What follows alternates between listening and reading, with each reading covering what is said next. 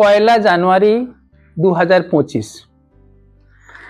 সারা বিশ্বে 31শে December night থেকে সেলিব্রেশনের মাধ্যম দিয়ে 2024কে বিদায় জানাচ্ছে। অন্যদিকে মধ্যরাত থেকে পয়লা জানুয়ারি 2025কে নতুনভাবে আহ্বান, ওয়েলকাম জানাচ্ছে। নতুন উৎসাহ, নতুন উদ্দীপনা, নতুন স্বপ্ন, নতুন কর্মের চিন্তা, নতুন কৌশল। আমাদের ঠাকুর শ্রীরামকৃষ্ণ খুব বুদ্ধিমান। তাকে বলা হয় সমন্বয় আচার্য। এক নতুন মানুষ, নতুন ভাবে তিনি এই জীবনটাকে সহজ করে দিয়েছেন। অপূর্বভাবে সব ভাবের ও মতের তিনি সমন্বয় করেছেন। কঠিন সব ধর্মের পথ সাধনা করে বলেছেন যত মত তত পথ। তিনি নতুন বছরের এই জাগতিক আনন্দের সঙ্গে আধ্যাত্মিক আনন্দের একটা সমন্বয় করলেন। ছোট বড় সবাই আমরা 25শে ডিসেম্বর থেকে সান্টা ক্লজের কাছে নানা উপহার প্রার্থনা করছি। আর শ্রীরামকৃষ্ণ পয়লা জানুয়ারি তিনি নিজে হলেন কল্পতরু, উইশ ফুলফিলিং ট্রি, স্বর্গের পারিজাত বৃক্ষ, যার নিচে দাঁড়িয়ে যে যা চাইবে সে তাই পাবে। শ্রীরামকৃষ্ণ হলেন সেই কল্পতরু বৃক্ষ। তিনি পয়লা জানুয়ারি কল্পতরু দিবস রূপে জগতের সামনে তিনি এটা স্থাপন করলেন। এক নতুন বার্তা, নতুন জীবন মানুষের জন্য নতুন ভাবে তারা স্বপ্ন দেখবে। ঈশ্বরই হলেন স্বয়ং কল্পতরু বৃক্ষ।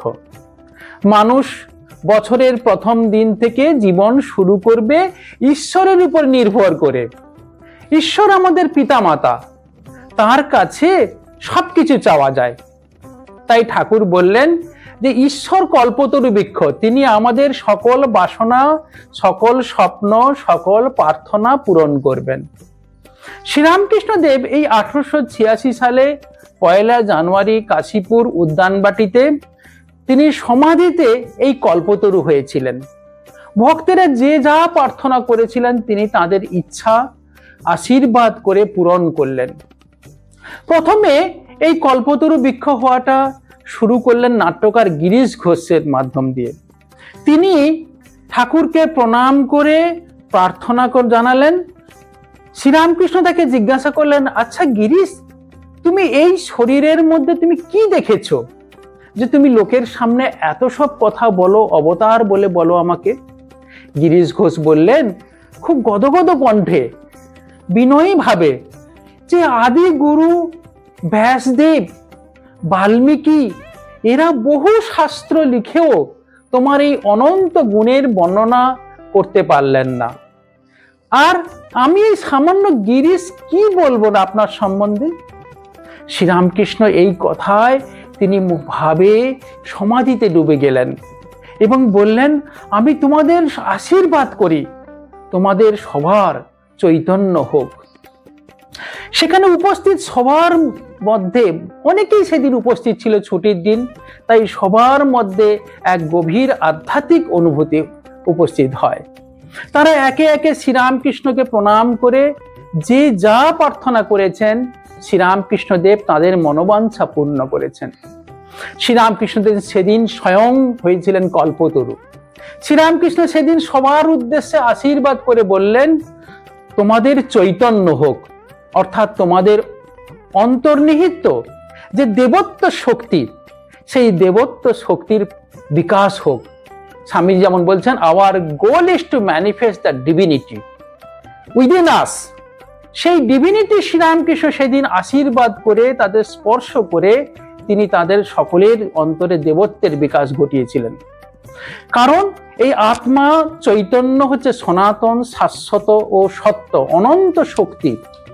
এই জগতের নাম, রূপ, বিষয়, উপাধি, সম্মান এ হচ্ছে ক্ষণিক, ভঙ্গুর, অনিত্য।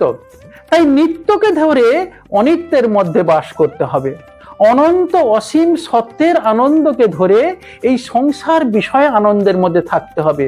শ্রীরামকৃষ্ণ দেব বলছেন, ঈশ্বরকে ধরে সংসার করো, অদ্বৈত জ্ঞানকে ধরে ঈশ্বর বুদ্ধি, চৈতন্য বুদ্ধি, আত্মবুদ্ধিতে সংসারের কর্ম করতে হবে, তবেই হবে প্রকৃত মানব জীবন সার্থক।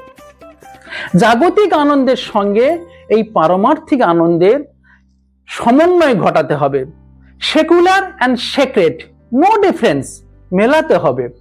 বিজ্ঞান ও আধ্যাত্মিকতার মিলন ঘটাতে হবে। বনের বেদান্তকে গৃহের দৈনন্দিন জীবনের কর্মের মধ্যে অ্যাপ্লাই করতে হবে। একেই বলে ব্যবহারিক বেদান্ত। বিবেকানন্দ তাই বলছেন, deluge the country with spiritual ideas. Therefore, before flooding India with ideas of development, socialistic or political ideas, the land should be first be deluged with spiritual ideas. Sri Ramakrishna Dev তাই এই 1 জানুয়ারি দিনটিতে আমাদের সবার মধ্যে এক নতুন বছরের জাগতিক বিষয়ে উন্নতির স্বপ্ন ও আনন্দের সঙ্গে সত্যের আনন্দ, সনাতন শাশ্বত অনুভূতি, ঈশ্বর আনন্দের মিলন ঘটালেন ও বললেন, তোমাদের চৈতন্য হোক। এটাই হলো এই কল্পতরু উৎসবের মাহাত্ম্য।